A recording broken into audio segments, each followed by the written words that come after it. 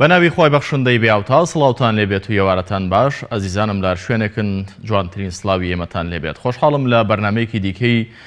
دوانگەی خەڵک هاتمەوە خزمەتی ئێوە یاز و خۆشەویست بە و هیوای بتوانین کە لەم ئەڵقەیەشدا سەرنج و کۆمنت و خوێندنەوەکانیەوە لەسەر تەوەری بەرنامەکە وەربگرین و بۆ ڕای گشتی بڵاوی بکەینەوە. خۆشەویستانم تەوەری بەرنامەی ئەمڕۆی دوانگەی خەڵکە ئێرە هەمیشە دەبێتە دوانگەیەک مینبەرێک بۆی کە ئێوە تیایدا بدوێن و سەرنج و تێبینی خۆتان بڵێن. ئاسی تەوەری ئەمڕۆمان ئاسی خزمەتگوزاریەکان لە ساڵیادی کارەساتە نیشتیمانیەکاندا بە تایبەت کارەساتی کیمیابارانی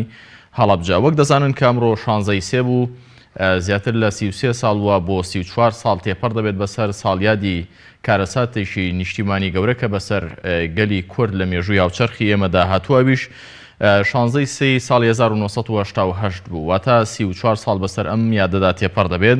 ئێستا دەبینین تەوەری بەرنامەکەی ئێمە ئەوەیە کە ئایا پاش ئەم هەموو ساڵە ئاستی خزمەتگوزاریەکان لە پارێزگایەکی وەکو هەڵەبجە لە سەرجەم پارێزگاکانی دیکەی هەرێمی کوردستان کە هەمویان بای خۆیان پشکی شێریان لە خەبات و قوربانیدانی سەدەکانی ڕابردووی هەرێمی کوردستان، سەدەکانی ڕابردووی کوردستان کە ئەو کاتە باکووری عراقی پێدەگوترا بەر لەوەی کە ببێ بە هەرێم بینیوە. ئایا ئاستی خزمەتگوزاریەکان تا ئەمڕۆ دوای ئەوەندە ساڵی حکوومەتی هەرێمی کوردستان لە چه ئاستێکدان؟ ئایا حکوومەتی هەرێمی کوردستان ئەو خەبات و ئەو هەڵ و تەقەلایی کە پێشمەرگە لە شاخ لە ساڵی هەشتاکان لەگەڵ ڕژێمی بەعسی لە ناوچوو دایان، ئایا ئەم خەون و خولیانەی کە ئەو کات هەبوون کە دەسەڵاتێکی سەربەخۆ لە هەرێمی کوردستان بنیاد بدرێت، ئایا ئەم خەونانە ئەمڕۆ لە ئەرزی واقعدا لە ژێر سایە و سێبەری حکوومەتی کوردیدا هاتوونەتە دی؟ تەوەری ئێمە ئەوەی ئاستی خزمەتگوزاریەکان لە ساڵیادی کارەساتە نیشتیمانیەکاندا وەکو کارەساتی 16 سێ ساڵی 1970 کە تیایدا 5,000 هاوڵاتی لە پارێزگا جوانەکەی هەڵەبجە و کاتە قەزا بوو 5,000 هاوڵاتی بە ماوەیەکی یەکجار زۆر کەم گیانیان سپارد بوونە قوربانی لە پێناو ئەو نیشتیمانە. ئایا دوای 34 ساڵ لە ئەم قوربانیە گەورەیە کە لە مێژووی نوێی هاوچەرخی میلەتی کورد لە خۆرهەڵاتی ناوەڕاستدا کە کارەساتێکی دەگمەن بووە، تەبعەن لە سەر گۆی زەوی دوو شوێن تاوەکو ئێستا زۆر ناوبانگیان پەیدا کردووە کە بوونەتە قوربانی دەستی چەکی کۆمەڵکوش. یەکێک لەوانە کارەساتی هەڵەبجەیە کە تیایدا لە کاتێکی زۆر کەمدا 5,000 هاوڵاتی بوونە قوربانی. ئەوەی تریشان وەک دەزانن کە لە ژاپۆنە لە کۆریا لە چرکە ساتێکدا کارەساتی لە دوو شار هێرۆشیما و ناکازاکی بەیەکەوە لەو وڵاتەدا بەدەستی ئەمریکا بۆ هۆی کوژرانی دایان هەزار هاوڵاتی ئەو وڵاتە. بۆیە ئەمە لە مێژوودا ناوبانگێکی زۆر گەورەی پەیدا کردووە، بەداخەوە یەکێک لەم کارەساتە مرۆیە گەورانەکە بەسەر گەلانی گیاندا تۆیەکێک لەوانە گەلی کورد بوو لە ساڵی 1970. تەوەری بەرنامەکەمان ئاسی خزمەتگوزاریەکان لە ساڵیادی کارەساتە نیشتیمانیەکاندا ئایا حکوومەتی هەرێمی کوردستان لە ماوەی ئەم چەند ساڵەدا توانیوێتی قەرەبووی ئەم هەموو زیانانە بکاتەوە کە لە ماوەکانی ڕابردوودا لە سەردەمی شاخدا هاوڵاتیان خەڵکانی قوربەسەر خەڵکانی کەم دەرامەتی ئەم هەرێمی کوردستانە لەو کاتەدا کە خزمەتیان بە پێشمەرگە کردووە، خزمەتی خەباتی چەکداریان کردووە لە شاخ و لە شارەکان و لە شاخ و لە شارەکان دژی ڕژەمی باز ئەو کاتە جەنگاون، ئایا کە هات نەشار کە حکوومەت دروستکرا کە موسسە دروستکرا کە وەزارەتەکان دروستکران ئەوان هەمویان بوون بە لانی معنی بۆ جێبەجێکردنی خزمەتگوزاریەکان هەرێکە و لە ئاستی خۆی بەڕاستی ئەو خزمەتیان کردووە. لەسەرم تەوەرە حەز دەکەم ئێوە گفتوگۆ بکەن و پەیوەندی بکەن بۆەوەی کە بزانین داخوا سەرنجی ئێوە لە دوای ئەم هەموو ساڵەتیایە حکوومەتی هەرێمی کوردستان هەچێکی بەبەرەوە ماوە بە جددی هاوڵاتیانی هەرێمی کوردستان کە ئومێدیان پێی هەبێت. وەک باسم کرد ئاستی خزمەتگوزاریەکان لە ساڵیادی کارەساتە مرۆییەکاندا چۆن دەبینی وەکو هاوڵاتیەک لە هەرێمی کوردستان؟ ئەمڕۆ 16 سێ بوو، وەک دەبینن کارەساتە مێژوویەکان کە لە ڕابردوودا بەسەر میلەتی کورد هاتوون لە ئێستادا دوای ئەوەندە ساڵ بەهۆی خراپی حکومڕانی هەرێمی کوردستانەوە هاوڵاتیان بوون بە دوو بەشەوە وەشەقام بوو بە دوو بەشەوە بە حەزب و بە هاوڵاتی بەشێکی زۆریان لە دەسەڵاتی هەرێمی کوردستان ناڕازین بایکۆتی بۆنە نیشتیمانیەکان دەکەن هەتا هەندێک حەزبی ئۆپۆزیسیۆنیش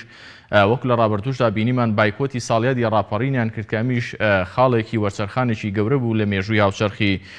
نوێی هەرێمی کوردستاندا و ئەمەشیان خاڵێکی زۆر گەورەیە و کارەساتێکی گەورەیە لە مێژووی هاوچەرخی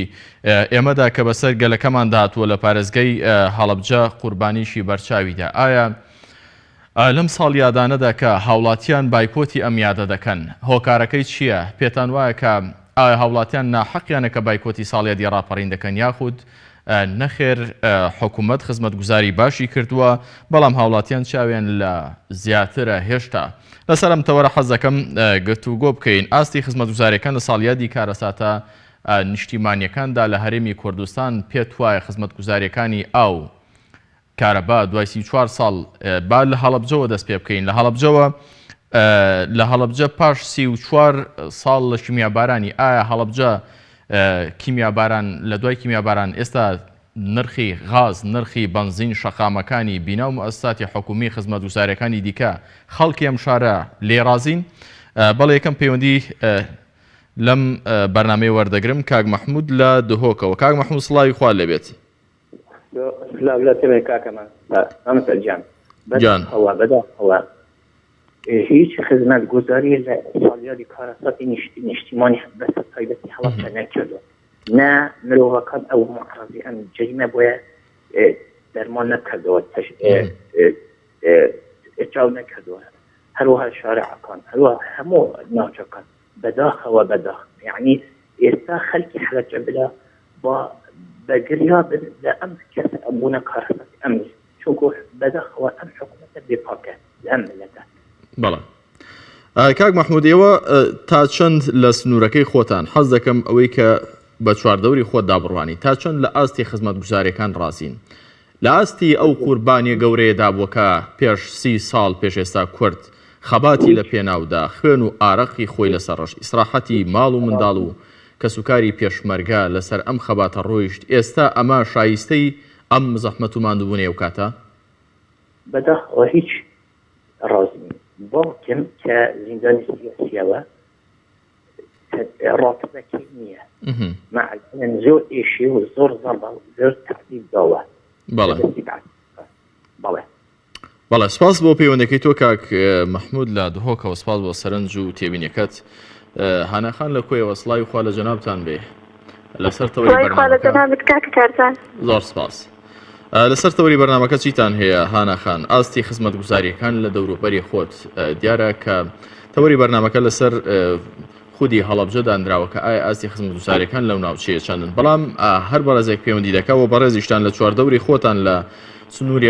ئەو قەزا یاخود پارێزگایی کە تیایدا هەن چاوێک بژێڕم بزان ئاستەکە لە چه ئاستێکدایە من دەمێ بزانم بەڕێستان چی دەبینن لە کۆی ئایا ئەم خزمەتگوزاریانە لەو ئاستەدان کە ئێوە و هاوڵاتیان دڵیان پێخۆش بێت. بەڵێ کاتکاردا وەڵی خزمەتگوزاری خراپترین ئاستا بە تایبەت شاری کۆیە هەر زۆر زۆر وێرانە لە ڕووی هەموو ڕوویەکەوە هەر لە دادە و لە هەموو شتێکەوانی لە هەموو شوێنەکەەوە. پێشمەرگە کاتی خۆی بۆ ئەمە کردوێتی کە ئێستا تۆی بەڕێز یاخود هەر هەوڵاتێکی دیکە کە پەیوەندی بکە گلەی بکە بەڕاستی ئەم باڵکم پێشمەرگە بووە خۆمە کاتە لەدایک بەرداری ئەوی نەکردوە کە حکوومەتی بەعەز بەڵام ئەو کاتە کاری شەڕی کردووە بۆ ئەمەی کە ئەوانە لەسەر حکوملا بچن بەڵام ئێستا زۆر زۆر پەشیمانە بۆ ئەوەی کە کردوێتی ینی بەڕاستی ئێستا هەزار ڕەحمەتی بۆ ئەنێرینی خوا یعنی زۆر دەڵی خۆیان گیان لە بناوەکانی خۆش بێ ینی زۆر زۆر لەمانەی ئێستا باشترە یعنی باوکیشم هەزار ئەگە بنزانی بەیە ئەمانە لە نەدەسەڵات و ئەم زۆرە کەسانەیان لێ دەرەتێ هەرگیز یەک فیشەکم لە بەرامبەریانە نەدەئازەقان بەڵێ یعنی بەڕاستی ئەمانە ویان کردو ئەوانەی کە پێشمەرگایەتیان کردو هەموویان پەشیمان ببنەوە لەبەر ئەم بنەماڵەکە زۆر زۆر دەسەڵاتیان زۆر زۆر خراپە. کاتە کارزانگیان دەست خۆش بوو ئەم کەوەرە جوانە. زۆر سپاس هانەخان سپاس بۆ سەرنج و تێبینیەکانتان. بێگومان هەر شتێک کە لە خزمەتی ئەم گەلەدا کرابێ من هاوڕا نیم لەگەڵ هەر یەکێ هەر بەڕێزێک یان هەندێک خەڵک تەمەنا بە حزبی بەعز دەخوازێ. بەڕاستی ئەگەر کات بگەڕێتەوە ئەو کاتە دەزانین کە ئەمیش ڕژێمێکی زۆر خراپ بووە، ئەم لەگەڵ ئەم تەمەنانە دانیم و ئەم دۆخە خراپەش قابلێتی گۆڕانە. ئەمە زنجیرەیە کە دەبێت ئینسان و ئیرادەی گەلی کورد تاکی کورد تا کۆتایی بڕات و حکومەتێکی باش بنیاد بنرێ. ئەگەر بێت و ئێمە ببەزین و بگەڕێنەوە دواوە و ئاوات بەڕابردوو بخوازین هەرگیز سەرکەوتن نابینین. دەستە خۆش بەیانەخان لە کۆیەوە. کاک پۆڵا لە هەولێرەوە سڵاوی خوا لێبێ. کاک پۆڵا سڵاوی خوا لە تۆ لە یەکەیەکە بینەرە خۆشەویستەکان و کارمەندانی کەناڵە جوانەکەتان. بەڵێ لەم یادەدا باس لە خزمەت گوزاریەکان لێ دەگەڕێم بۆ خەڵکی خۆشەویستی هەڵەبجا ئەوان زیاتر شارەزایان هەیە. من ناتوانم لێرەوە شایەتی بدەمسی کراوە، بەڵام ئەوەی پەیوەندی بە منەوەی وەکو تا کەسێکی کوردی موسڵمانی نەتەوەیی بەداخەوە کارە چاتە نیشتیمانیەکان نەک نەمانتوانی بەکاری دێنین بۆ کێشە نەتەوەیەکە لە ئاسی نێوخۆ نێودەوڵەتی جیهانی. تۆ سەیریکە ئەگەر خۆمان بەراورد بکەین بە کۆمەڵکوژی هۆڵۆکۆست دوولەکەکان بە ناکازاکی هێرۆشیما چۆن توانیان بیکەنە ناونیشانێکی ستەم لێکراوان تا چەند ساڵێک لەمەڵ پێشنازیەکان قەرەبووی جوولەکەکانیان دەکردەوە. بەڵام داخەکەم لە کوردستان داخەکەم لە بەرنەبوونی سەرکردا لە بەرنەبوونی پلان و استراتیژیەت لە کێشەنەتەوەیەکەمان. تۆ سەیریکە تەنانەت لە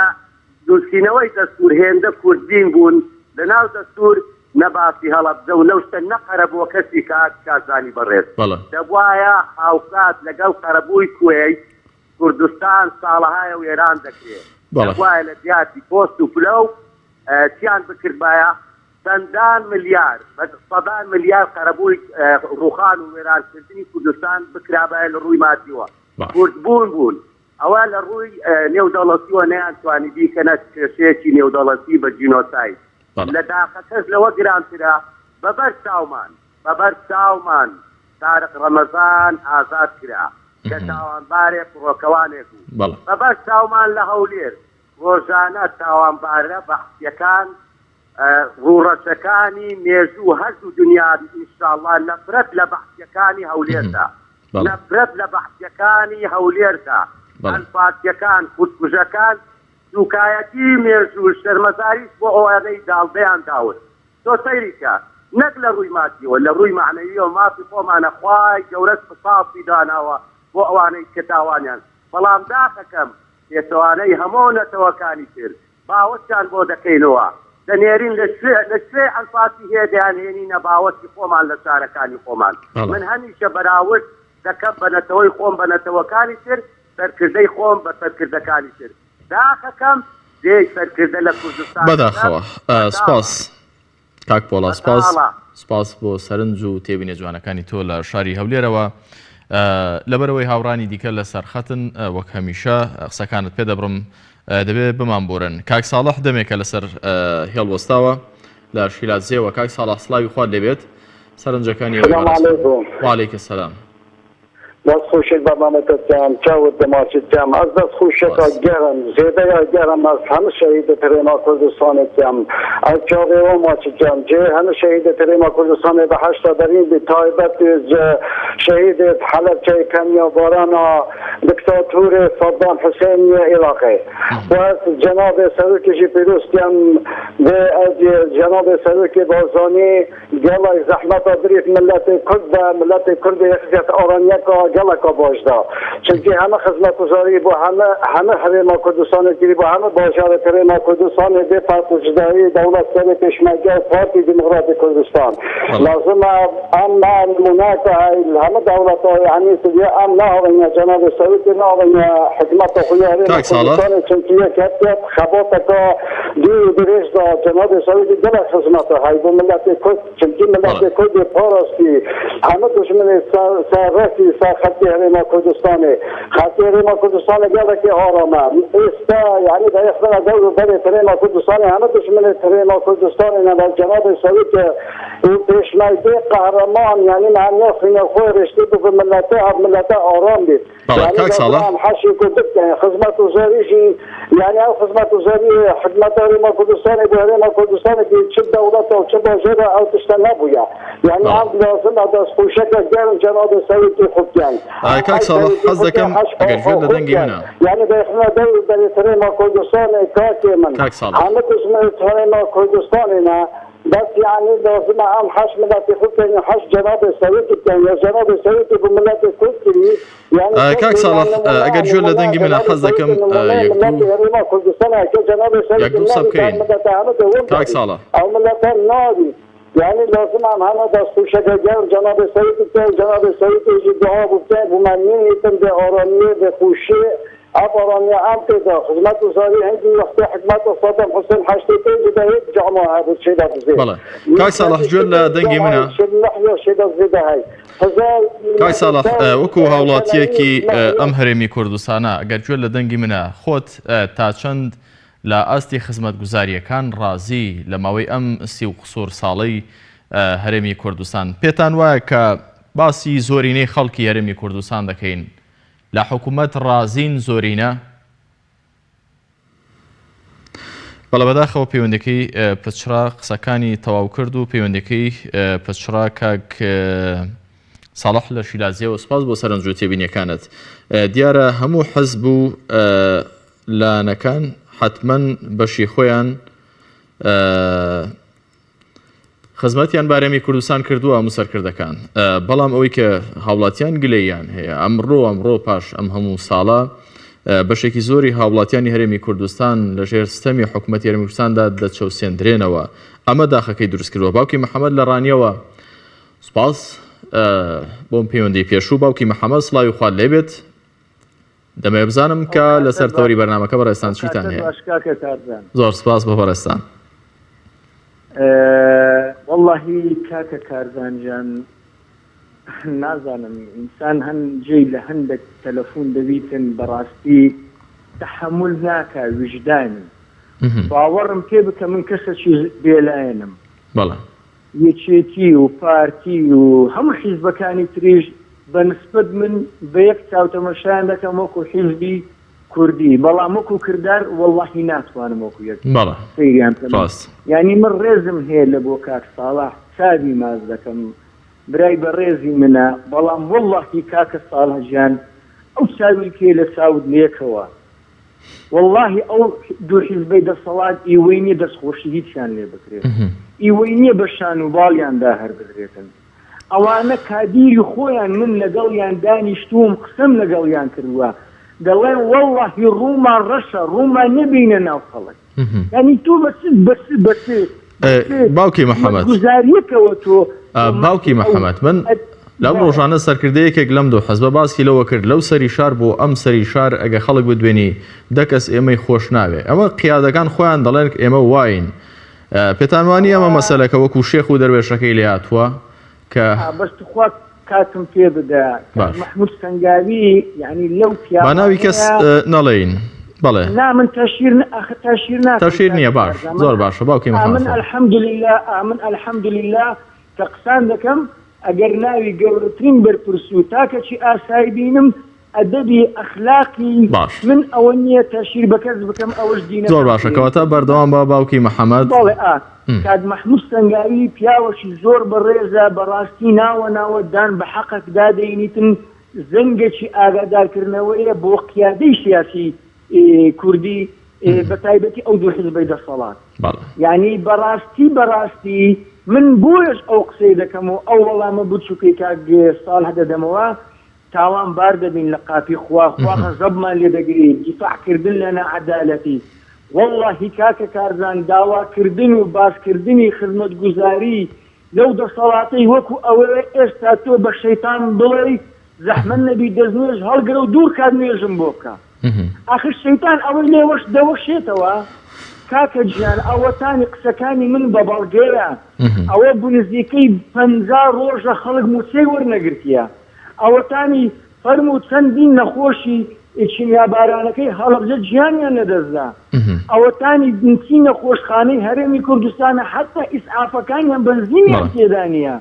ئەوەتانی خوێندنگاکانیان هەموو کرد بە پارە بە پارالێل ئەوەتانی ئەو خوێندنەی کە حیزبی بەحس و سەدام حوسێنی گۆڕ بە گۆڕ بە بەلاژ داینابوو لەبوو ئەو خەڵکە ئەوەتا ئەمان هەمویان کردووە بە پارە ئەوەتانی یەک نەخۆشخانەی حکوومەتیە کە خزمەتگوزاریەکە ژیانی ئینسان ڕزگار دەکات ئەوەتانی هەموو دەرمانەکانی ئەکسپایرە و خستەخانەی کەرتی تایبەت و کەرتی بەرپرس قید کراوەتەوە هەموو نەخۆشخانەی بە 10 ملیۆن و 5 ملیۆن و 4 ملیۆن لێ جێبەجێ دەکرێتن کاکە کارزانجیان ئەوەتانی 90% لەژێر خاچی خۆمان دێتە دەرێ دەنێر دێتە دەرێ پاڵاوتن دەکرێتن دێتەوە ئێرکانە لە سعری بۆرسەی عالەمش گراتر پێمان دەپرۆشێت ئاخر من وەکو محامیەتی بە ویژدان چی خزمەتگوزاری ئەو دەسەڵاتە بکەم مەدحی چی و پاساوی چی لە بۆ ئەو هەموو دزی و گەندۆریە بێنمەوە کە جەنابی سەرۆکی حکوومەت دانی پێدادێنیت کە جەنابی سەرۆکی هەموو حیزبەکانی دەسەڵات دانی پێدادێنی کە برن دزی و مافیاتی و ناعەدالەتی و گەندەڵی لە ناو ئێمە هەیە ئاخر کاک حەمە ساڵح خودات هەبیبی ناسا خۆ تۆ بەو قسەیە نابێتم برێ من مسلمانم تۆ دەبێت بە قسەکردن مسلمان بی برای من تۆ دەبێت چاود ئیسلامیانەشت ببینیتن عەدالەتانە ببینیتن وەڵڵاهی سەرکردەیەکی ئیمانداری ناعادل زۆر مسلمانیژمی و ناعادل بی زۆر خراپتر لە سەرکردەیەکی ئەلمانی عادل کاکەجان عیبە بەستە ئەو سەواش باوکی محەممەد لە ڕانیەوە سپاس بۆ سەرنج و تێبینێ جوانەکانت داوای بردن دەکەم هەمیشە حەز دەکەم بەردەوام من بەڵام لەبەر ئەو خۆشەویستانەی دیکە کە لە سەرخەتن هاوکارانم زوو ئاگادارم دەکەنەوە کە ئەوانیش دەمێکە وەستاوە نازانین خان لە ئەولێرەوە سڵاوی خوا لێبێت نازانی خان بوو بۆرە دەمێک کە ڕامانگرتوون لە سەرخەت سەرنجەکانی ئەوە چیە لە سەر تەوەری بەرنامەکە لە ئاستی خزمەتگوزاریەکان ڕاستین دوای ئەم هەموو ساڵە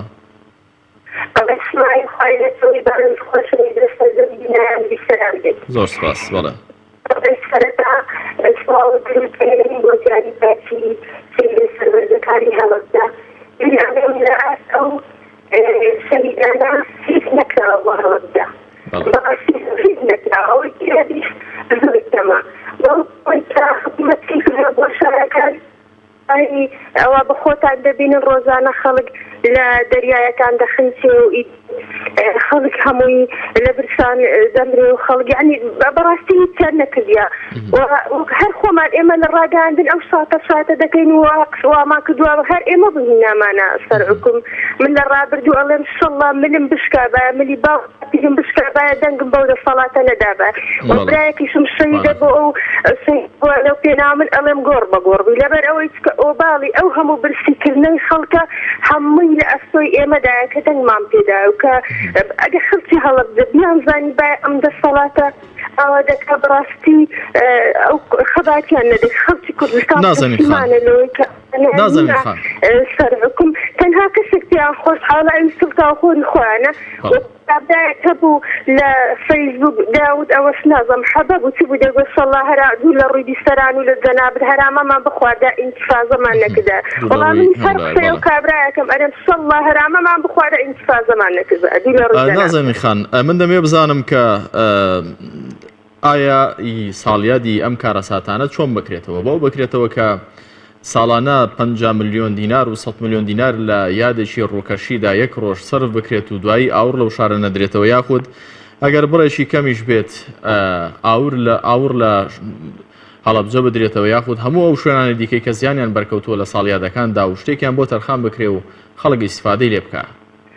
ئەوە هەموو فرمێسکی تیمساعیە بۆ خەڵکی هەڵەبجەی دەڕێژن بەخوای ڕاز ناکەن حاسا ڕاز ناکەن بەڕاستی چیان بۆ هەڵەبجە نەکردێ ئیتر خوان وانی نیشانە دەن دەکەن لە میدیاکان خوان نیشانە زۆر دڵسۆزی هەڵەبجەنە بەڕاستی نیوەی خەڵکی هەڵەبجە هەمووی لە بەحری ئیزای خنکە خەڵکی کوردستان بەڕاستی ئەوانە هەموو فرمێسکی تیمساعیە و وەکو سەرکردەیەکی خواوتی کەس ئەمەی خۆش نایە بەڵێ ڕاستەکە بەڕاستی ئێمە ئەوانمان خۆش ناوێت بەڵێ سپاس بۆ نازانین خان لە ئەولێرەوە سپاس بۆ سەرنج و تێبینی جوانەکانی بەڕێزیشتان کاک لوقمان لە کەلارەوە سڵاوی خوا لێبێ کاک لوقمان باش براکەم هەموو کاتێکتان کاک ئەبوایە ئەو برادرە لە شیلاتجێ قسەی کرد ئەبوایە ببڕێ چکە ئەوانە چڵکا و خۆرن هەمەیان دوهامیش ئەم دەسڵاتە قیزەون بووە لە بەرچاو هەموو خەڵک خوا بیان کوژێ لە هیچ شوێنەدا ڕوویان نییە خەڵک پایکۆتیانەکە وەڵڵاهی کاکە ئەگەر بزانین دەست نور کەلار بەس بە کارەبا چیان وە خەڵک کردووە خەڵک دفیان لێکە خەڵک نەعلەت بوویانەکە وەڵڵاهی دوکانداری بۆ مەسەلای دوکانەکەی دا 1,600,000 بواتێتەوە ئەوانەی کە چیمیا کریاسەریانە وەڵڵاهی یەژێ پەشیمانم لەوەی کە کوردن باشە ئەمانە کوردایادی نازانن خوای گەورە لە ناویان بدا خوای گەورە ڕۆشتوایان کەخواهان بەڵێ کاک لوقمان ئاستی خزمەت گوزاریەکان پەیوەندەکەی پچڕا کاک لوقمان لە کەلارەوە سپاس بۆ پەیوەندەکەی تۆ ئەوەی کە جێگەی سەرنجە ئەوەیە کە هەندێک لە هاوڵاتیان بە چاوێکی نیشتیمانیەوە کە سەیری ئەم بارودۆخانە نەکەن بە فیاڵی وەکو بەڕێزەی پێشووتر پەیوەندی کرد لە دوای 39 ساڵە لە هەرێمی کوردستان دەبینین نرخی بنزین ڕۆژ بە ڕۆژ بەرزتر دەبێتەوە بنزینێکی نۆرماڵ گەیشتووەتە سەروی 1000 دینار دەبینین نرخی ئاو نرخی کارەبا هەموو هاوڵاتیەک لە ئێستادا دەبێت هیچ سەردەمێک لە مێژووی حکومڕانی ئێمەدا بۆ شێوێ نەبووە کرێی دوو جاری کارەبا بدات هەر ماڵێک بەلانی کەمەوە مانگانە دەبێت 70 بۆ 80,000 تەنها بۆ کرێی کارەبادا بنێت لەولاوە دەبینین کە کرێی گاز و کرێی ڕۆن و ڕۆنکرین و کوڕە نازانم چی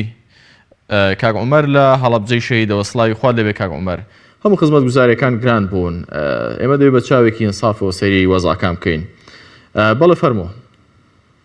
واو لە تۆیش کاتێکیان باش زۆر سپاس کاک عومەر ئێمە چاومان هەر قەوڵ بووە ئیسەر نابین بەڵێ کاکە لەسەر خزمەت گوزاریەکان وەڵایی خزمەت چ جۆرە خزمەت گوزاریە خزمەت گوزاری تەندروستی ئاو کارەبا خزمەت گوزاری پەروەردە خزمەت گوزاری ئەوەی کە لە وڵاتانی دەوروبەرمان هاوڵاتیشی ئاسایی هەیەی ئا لە هەرێمی کوردستان هەیە ئێمە ڕۆبۆت ئیندرا جوانەکەن ئێمە وەک ڕۆبۆت وای ئێمە ئەبێت تەنها بەس تەماشاکەر بوو ئەبێت هەموومان خزمەتکاری ئەم دوو حزبە بیت لەبەرەوە بزان ئەمانە چۆن ئێخون ئەبێت سەیرزانە چۆن ئەم پاروە چۆر و بەلەزەدە چۆن بە قوڕگیان ناچێتە خوارە ئەبێ ئێمە خزمەتی کرد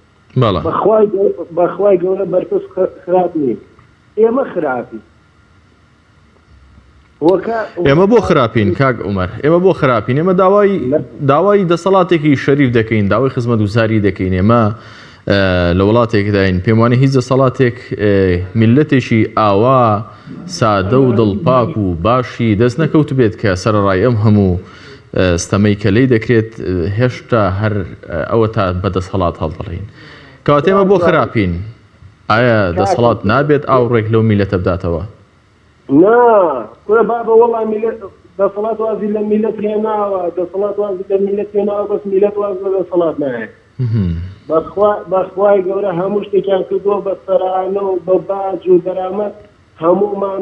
هەموومان هەر بۆ باشن ئاوا بە ڕەزالەت بژین ئەزانی ئەم حکوومەتە وەکو چی وایە ئەم حکوومەتە وەکو خانوویەک وایە کە بنتەمەڵەکەی بە سەقەتی هاتووە ئەبێ بیر ڕوخێنی بەڵێ ڕوخاندنیش تەنها بە قسەکردن نابێتە تۆ دڵنەوایی منەکەی بخارت بیناوە کە مەنجەڵی بخارت بیناوە خواردنی تێدا بڵێنی ئەم حکوومەتە ساڵی جارێکا خۆپیشاندانی ڕێکە خاو ئەو سەر مەنجەڵی بخارە هەڵەداتەوە و هەموو هێزوتوانە و تووڕێەکەمان بەتاڵەکاتەوە بێدەنگ لە بینەوە دوو حزبە سووتێنین و دوو بارەگا سووتێنین و هەم کز دەبینەوە بە جەرەی خۆمانە دانیشی ئەم حکوومەتە پێویستەکە کورە ئێمە ڕاپەڕینیشمانە کرد بە خوای گەورە بەو خواوا دروستی کردین کورە ڕاپەڕینی نەکرد کورە هەر بۆ ماڵی هەر هاتە سەرنانی حازری بۆ ئێوە حاڵمان ئەگینا میلەتی کورد لە کورد داماوتر نەبووە بەڵام لە کورد شایەنتر نەبوو بۆ زۆڵکردن لەبەرەوە هەرچی بە ئێمە بچەڵێ وەک ماسی وای پێستانی جارێک فۆرماتە بینەوەیستا ئەم هەموو نەعەداڵەتە کراوە بەیانی سەیکە مانگی دە هەڵبژاردنە بە سەی ڕەنگی زەرد و سوور و سەوزکە هاتینەی نردووە بۆ هەڵەبجەکەی نردوێ باشە مەلاقاتی دۆستافەکەی نردووە بۆ هەڵەبجە بۆ پێشوازی کرد بۆ ماتەمی من گێڕە آخر ئەمە پێڵێک ئەم کارە سەربازتر نییە لە دنیا. کاگۆمەر لە هەڵەبجەی شەیدەوە سپاس بۆ سەرنج و تێبینەکانی تۆ. کاک شۆمان لە ڕانیەوە ئەویش دەمێکەوە ستاوە. سڵاوی خوا لە جەنابتان بێت. بەڵێ ببوورە سۆماخان لە ڕانیەوە بە هەڵە حاڵی بووم. سۆماخان سڵاو لێبێت. سپاس بۆ بەڕێستان. لەسەر تەوەری بەرنامەکە سۆماخان چیتان هەیە؟ وڵای تۆر بەرنامەکە بەزانم لەسەر ئەنفالکراوەکانی هەڵەبجەیە. بەڵێ کیمیابارانی هەڵەبجە. سەرەتا سڵاو لە گیانی پارتی شەهیدانی هەڵەبجە. بەڵێ بەڵام ڕیسایی بۆ حکومەتە هەزاران جار یعنی وەکو ئەو خاتونازەنین لە هەولێر کە زۆر جوانی کرد یاخوا دوو لە ڕووی جەناب و بینەرانی بەڕێزی ژملمان بشکە قەت دەنگمان بەو دەسەڵات نەدابن نۆ کوژنە شەهیدێک قسە دەکەم تاکو ئێستا هیچمان بۆ نەکراوە ئەوەندە بێزارین لەو حکومەتە یاخوا حەتان جاری یعنی سەڵان خۆزگەمان بە سەددام. باشە ئێستۆماخان دەمێ بزانم ئێوە کوو کسە شەهیدێک ئێوە چاوەڕوانی چی بوون؟ بۆ نمونە و شەهیدانی کێوە داوتانە؟ خێزانی شەهید بووبرە. بەڵێ خۆی گەورە عەفوی کە ئینشاءڵڵا ئەم میلەتەش ڕێز لە خەباتی ئێوە بگرێت و ئێمە سڵاو ڕێزمان هەیە بۆ ئەمە. دەمێ بزانم کە وەکو خێزانی شەهیدێک ئێوە بۆ چیتان کرد ئەم خەباتە؟ ئایا بۆ ئەم دۆخە کراوە یاخود نیەتی ئەو کاتەی شەهیدەکان کە ڕێگەی لەم ڕێگە پیرۆزەدا خۆیان شەهید کردووە نیەتیان چی بوو؟ سەد دڵم یعنی هەزاران سڵاو بۆ هەموو شەهیدان بەڵام سەدان جار بە هاوسەرەکەی خۆشمەوە دەڵێم خۆزگە قەت بۆ ئەم دەسەڵاتە خۆی نەدەکرد بە قوربانی بەڕاستی ئەم دەسەڵاتە شایانی ئەوەی نییە هیچ شتێکی بۆ بکەی نەخۆتی بۆ بکەی بە قوربانی بەڕاستی ئێمە هیچمان بۆ نەکراوە و هەتا سەر ئێسپانیش بێزارین لەو حکومەتە یاخوا گەورە لە ناویان بەرێ ئینشاءڵڵا ئەوەندەیان نەماوە خوای گەورە قەت لەگەڵ ناڕاست نییە و هیوادارم بەجسترین کات وەکو حکومەتی بەعز لە ناوچن ئەمانە ئینشاءڵڵا لە ناویش دەستگیر خوای گەورە. سپاس بۆ سۆماخان سپاس بۆ سەرنج و تێبینی جوانەکانی بەڕێزیشتان بەو هیوایی کە هەموو ئەو شەهیدانە خوای گەورە بە پلەی شەهادەت قبوڵی کردبن لای خۆیان چونکە وەک پێغەمبەر صلی الله عليه وسلم دەفەرموێت هەر کەسێک من ماتە عن عرضه فهو شەهید هەر کەسێک لەسەر ناموسی خۆی یاخود لەسەر ماڵی خۆی مالیهی فهو شەهید شتێکی لەم جۆرەم بەر چاوکەوتووە گەر هەڵە نەبم لە نەسەکەیدا ئەوە شەهیدە خوای گەورە بە شەهید وەریگرتە بێتن چونکە ئەوان دیفاعیان لە خاکێک کردووە کە لە سەردەمی خۆی بە هەزاران ساڵ خاکی باو با پیرانمان بۆ میراتی ئەوان بە بۆ ئێمە جێماوە بەڵام چی بکەین کە ئیرادەی ئەوە نەبوو بە مەخارەدا بڕات ئەمە ئەمڕۆ ئاوە ڕۆیشتووە باوکی مند لە سلێمانیەوە سڵاوی خوارد لەبێت. وعەلەیکە سەلام و ڕەحمەتوڵڵاه باوکی مند لەسەر تەوەری بەرنامەکە چیتان هەیە؟ وەکو دانیشتوانی سلێمانی بەڕاستی هاوخەمین بۆ ئەو کارە سادە گەورەی بەسەر کاری هەڵەبجەی خۆشەوی داتووە. بەڵێ بەڕاستی ئەو برایانە پێژێمە ئەو چەند کەسێک بەڕاستی قسەی زۆر جوانیان کە دەستخۆشیان لێ یەکەین من ئەمە شتێک بڵێم لەوانەیە پەیوەندی وەکو حکومەت خەڵک زۆربەی زۆری بە حکومەتی نازانێت دەگەر خۆشی بە حکومەت دەزانێت با لە ئاگادارەکانی خەڵکە خۆی بەرپرسیارە بەڵام شتێک حەزەکەم لە ڕێی کەناڵەکەی جەنابتانە و لە ڕێی مامۆستایانی ئایلی بەڕێزەوە ئەمڕۆ زۆربەی میلەتی کورد کەوتۆتە هەڵەیەکەوە بەڕاستی بۆ دینیشی بۆ قیامەتیشی زۆر لی بەرپرسیارەوێت. چۆن؟ ئاستی کە ژن و مناڵە دینی بێتاوان شیمیایی سوزانێتی سیرەکەی سەرکردەکانی لە مناڵە پەیوەندی بە کوردیشەوە نییە لە دەریای ئیدا خۆشی ئەڕواز هەنێ بە ئەو پەڕیشکۆ و بە پێشوازیەوە بۆ مناڵانی هەڵەبجە چیان لە مناڵانەکە ئەمەیە زۆر من داوام لە مسلمانان هەوێ لەگەڵ لە ڕێی مامۆستایانی ئایلی بەڕێزەوە ئەوەنە بە شانوباڵی سەدام و دەسەڵاتی سەدامە هەڵنێن بۆ قیامەتیان بەڕاستی کارەسات. بەڵێ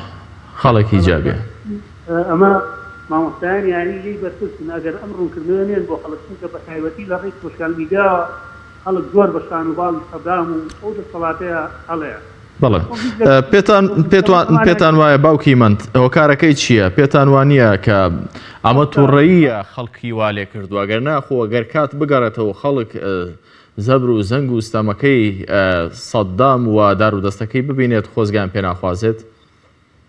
بە دڵنیاییەوە ئەمان لە ئاسکاوەڕوانی خەڵکانە بوون بەڕاستی بووە بە حوزایەک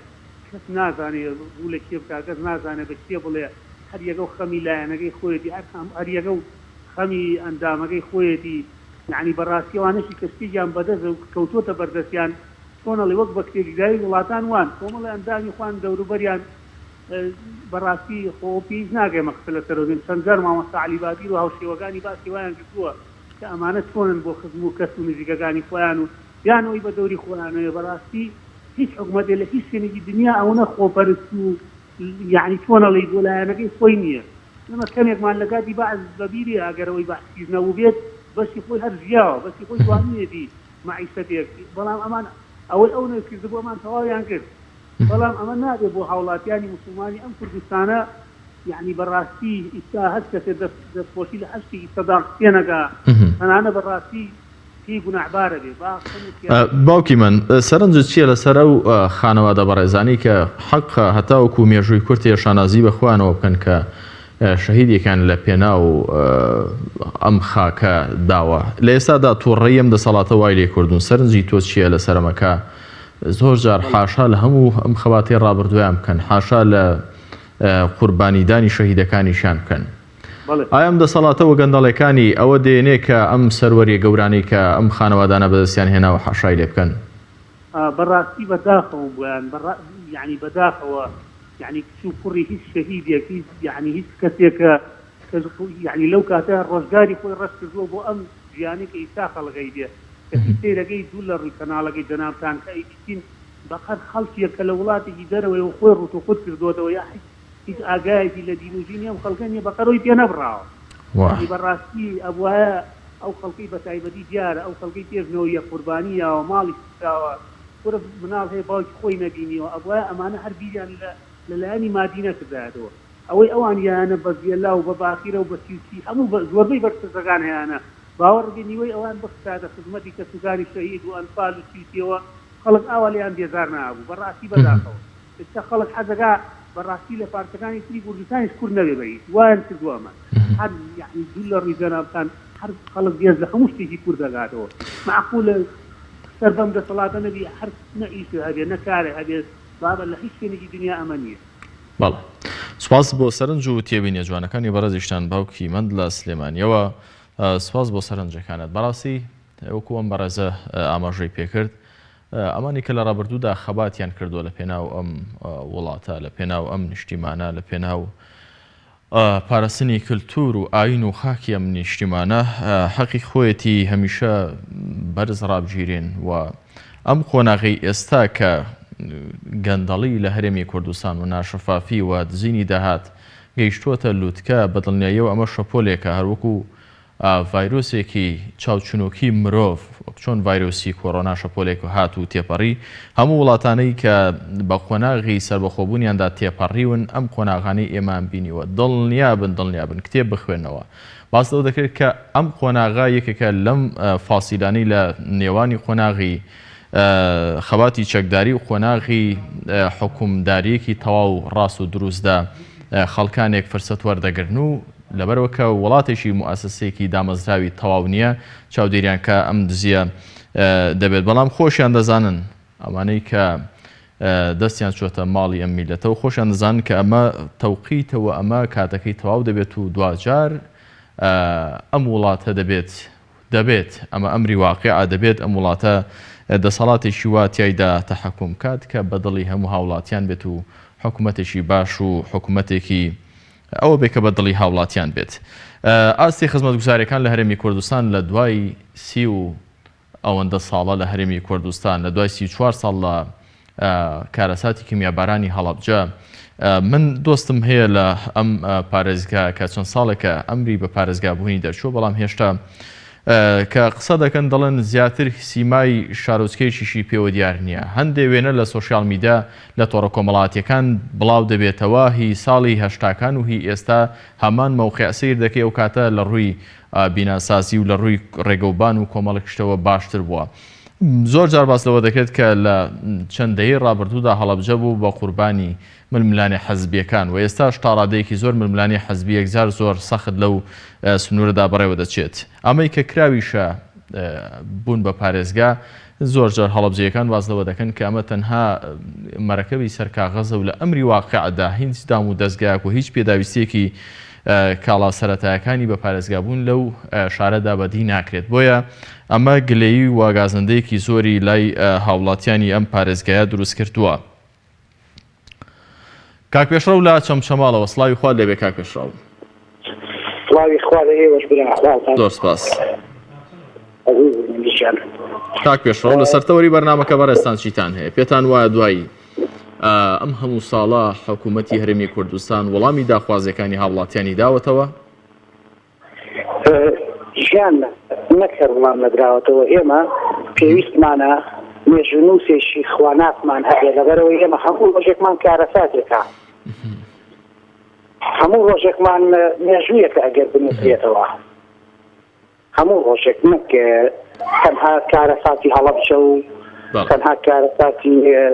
جینۆسایدی ئەمثالەوەمان. ئێمە هەموو ڕۆژێکمان کارەساتێکە بەڕاستی. بۆچی؟ بەدەست ئەم حکوومەتەوە، بەدەست ئەم دەسەڵاتەوە، بەدەست ئەم کەسانەوە کە ئێستا حکومی ئەم وڵاتە ئەکەن بەناو. ئەڵێ کاتی خۆی ئەگەر لە کاتم نەگەسێتی بمبوورە کاتی خۆی ئەڵێ ژن و پیاوێک هەبوون کەم ئەندام بوون لە هەر شوێنێک کە توو شوێک ئەبوون پەلەماری لێشیان هەیە. ڕۆژە لە ناو بازاڕە پەلەماریان ناو خەڵکەکەش دەبەر عورف و عادەت و ئەمانە لە کابرایانەدا لەسەرەوە ئەم عیبەیە، ئەمە شتێکی شەرمەیە. ئافرەتەکەش دەبوونەوە تەشبیهات نەبێ ئەیت خوا لێی گەڕێن خۆم پێم خۆشە، بەڵام هەم میلەتەی ئێمەش خۆمان پێمان خۆشە ئەم وەزا. هەرگەرنا ئەم دەسەڵاتە بایی چەند سەعاتێک نییە. سەدام حوسێن ئەمریکا نەیڕوخان، خوا ڕوخانی. خوای گەورە ئەو دەسەڵاتی سەدام حوسێنی ڕوخان لەمان نەڕوخا. ئەمانەش نەهێزی سەدام حوسێنیان هەیە نە دەسەڵاتی سەدام حوسێنیان هەیە، بەڵام میلەتەکەی ئێمە ئەمڕۆ بوونەتە ژێر دەستا. میلەتەکەی ئێمە هیچیان پێ ناکرێ. خەڵک چی دەوێت ئێستا دوایەم هەموو ساڵە چی دەوێت لەو دەسەڵات؟ ئایا داواکاری خەڵک قورسە جێبەجێ نەکرێت لەلایەن حکوومەتەوە؟ نا جێبەجێ ئەکرێ، بەڵام چەند دەستێکە ئەم وەزعیان قۆستۆتەوە، چەند دەستێکە ئەم وەزعیان وارێ کردووە. ئەگەر نام دەسەڵاتە ئەوە نییە بەرگەی شاڵای و برسی ناگرن، بەرگەی شاڵای و برسی ناگرن، بەڵام میلەتی ئێمە تاکەی لە ژێربەتانیا تاکەی چاوێت هەڵما بڕێ بەرامبەریان. یعنی بۆ هەچی شتێکە تۆ تەنانەت نانەواخانەش بۆ تەسرە لە ئۆکرانیا شتێک ئەبێ لێرە هاوار لەم وڵاتە بەردەبێتەوە. من چەندێک دەسەڵاتەکە خەتابارە شەش ئەوەنە میلەتەکە خۆی داوەنە میلەتەکە خۆی میلەتەکە خۆی خەوتووە. ئەم قسەی زۆر دەکەی کاک پێشڕەو، میلەت بۆچی خەتابارە؟ شەشەکانەوە دانیشتووە و سیرەکە. کاک پێشڕەو ئەم قسەی زۆر جار ئەم بەڕێزانەی پێش تۆش ئاماژان پێکرد کە حکوومەت هیچ کێشەی نییە بەس خەڵک خەتابارە. ئەم قسەی بۆچی دەکرێت؟ خەڵک خەتابارە، نمونەش زۆرە لەوە. تەنها کە ئێستا گرتبوونەوە ئەکرێ، خۆ پیشاندان ئەکرێ بە شارێک یاخود بە شارۆچکەیەک نا. تەنها لە چەمچەماڵی لای ئێمەیە کە من وا لەوێن ئێستا حالم لەوێ نا، تەنها لە سلێمانی نا، با هەموو کورد بەیەکەوە هەستێ، هەموو کورد بەیەکەوە ڕاپەڕێ، یاخود چاشی تەن یاخود بە تەواوەتی بڕۆن. ئەمانە تاکەی جۆ لە خەڵک ناگرن، بەڵام خەڵکەکەش قابلیەتی بەڕاستی خەڵکەکەش حەقە وای بەکەردێت. ئەوە یعنی گومانی تیانە خەتای خەڵکەکە خۆیەتی. خەڵکەکە ئێستا بۆ نمونەڵێن 16 ئۆکتۆبەر و نازانم چیۆم بەرەوبەر نەخێر بەعەکسەوە خەڵکی جێ ناخۆشیەکان ئێستا ڕزگاریان بۆ لە دەستیان. هەر بەجێدی ئەوان ئێستا دڵخۆشن کە لە ژێر سای کەسێکی لە ناوچەیەکی کوردیدا کەسێکی عەرەب بۆ نمونە تەحەکوم بەسەریانەوە دەکات. بەڵێ بەتەکید. ئێستا من یەکێکم هاواتە خوازم بە وەزعە. بۆچی؟ لە دەسەڵات لە داخیان دەسەڵاتە. ئەوان چیان هەیە ئێستا بۆ نمونە خەڵکی کەرک و خەڵکی ئەو قەزا و ناحەنەی دەوروبەری کە خەڵکی هەرێمی کوردستان نەیبێت خەڵکانێک خۆزگە بەوان بخوازێت، چیان هەیە لە بری ئێمە؟ عزیزەکەم هەموو شتێکیان هەیە هەموو شتێک ئێمە 5-6 ساڵ جارێ بەرمیلێنەوە دۆرەگرین ئەوان هەمومان یەک وەرێگرن ئێمە لترێ بنزین بە 1100 دینارە کڕین ئەوان بە 450 دینارە ئاردەکەی ئێمە تەنانەت کرد لە ئەوانەیە کە دێ ئاردەکەی ئێمە ناخورێ ئاردەکەی ئەوان کاتێک گاردی ئێمە بە 8,000 بوو ئاردی ئەوان بە 20,000 دینار بوو مانگانە وەریانەگرن ئێمە برنجێکمانە دەنێ تەنانەت مریشکیش نایخوا بەڵێ ئەوان نەجاتیان بوو ئەوان ئازاد بوونا ئەوان ڕازین ئێستا بەم دۆخە بەتاکید ڕازین بەڵێ سپاس بۆ کاک پێشڕەو لە چەمچەماڵەوە سپاس بۆ سەرنج و تێبینیە جوانەکانت بەو هیواین کە هاوڵاتیانی هەرێمی کوردستان دەسەڵاتەکان دەسەڵاتێکی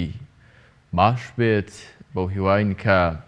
ساڵێدەکانی داهاتوو کە دەیکەینەوە لە هەرێمی کوردستان یاخود ئەو بۆنە نیشتیمانیانەی دیکە کە دێنە پێشەوە بەڕاستی هاوڵاتیان بەم زۆرە قسە نەکەن بەڕاستی هاوڵاتیان ڕازی بن دەسەڵات ئەوەندە باش و شەریف بێت کە لە خزمەتی هاوڵاتی دابێ خەڵک لەبری ئەم هەموو گلەی و گازندەیە لە سەرەتاوە و تاو کۆتایی هیچی مەدحی دەسەڵاتی تێدا نەبوو جگەلەیەک پەیوەندی نەبێ ئەویش کە ئەوانەی دوای و هەموو تێبینیان لەسەری هەبوو